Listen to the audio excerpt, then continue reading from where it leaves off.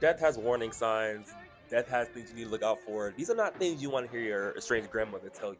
This highly anticipated new installment in this very traumatizing franchise has made its way into theaters literally like a couple days ago. I sat through it, got the tea, and I'm gonna give it back to you. So let's go. And if it's not that clear, there will be spoilers. So if you don't want it, go ahead and fucking scroll. This will be more of like a quick synopsis. If you want a in-depth review plus my thoughts, let me know. Because if you don't tell me, I'm not gonna do it. First things first. New characters, new plot line, new everything. Everything's new. We have our main protagonist, Stephanie Reyes, who's your typical run-of-the-mill straight A college student until she starts having these nightmares of detailing this 1968 tower collapse of a restaurant called Skyview. In her dreams, it's pretty much putting her in the point of view of someone named Iris. It's essentially a premonition of what could have and would have happened that day. The only thing is, Stephanie starts to think that she's having a dream about her grandmother because her grandmother is named Iris. She just doesn't know what she looks like and had never met her before.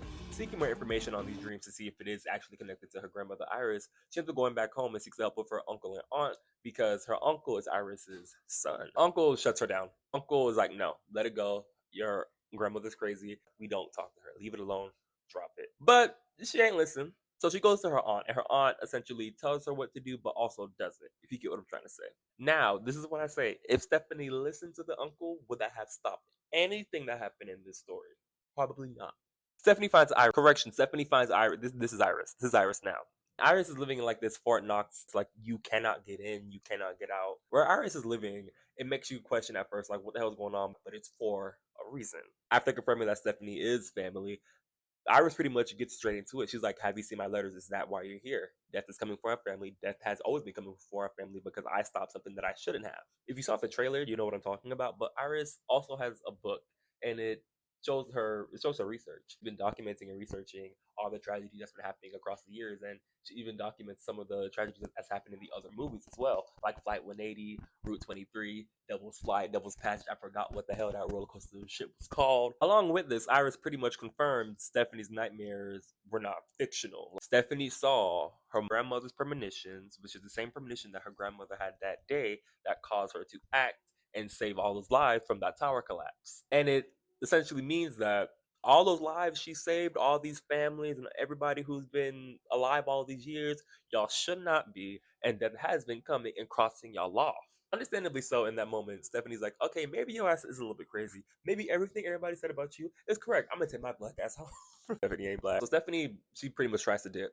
And Iris, who has not been outside in decades, goes outside and really hones in on like warning her, like, you have to protect our family. But it's also in that moment, as Iris is explaining to Stephanie, you start to understand a little bit more.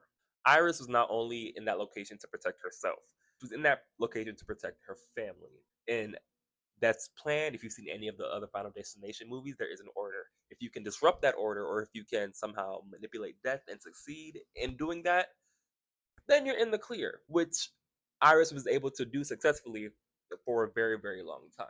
But even so, Stephanie was not buying it. And in that moment, Iris is like, well, seeing is believing. She stepped back and you just watched everything. Death rock her shit. And like, I'm not mad, but it took you to be covered in your grandmother's blood and guts to be like, okay. Stephanie now understands that she has to protect this family now.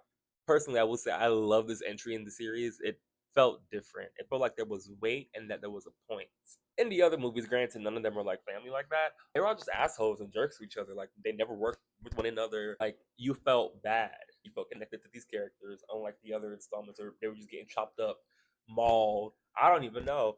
I will also add in you don't have to see any of the other Final Destination movies to understand what's going on here. They do make subtle nudges, homages, reference. They do reference a lot of things and name drop a lot, but none of them are to where like I need to go and rewatch the fourth movie to really understand what it's about. It's not like that. You'll be fine.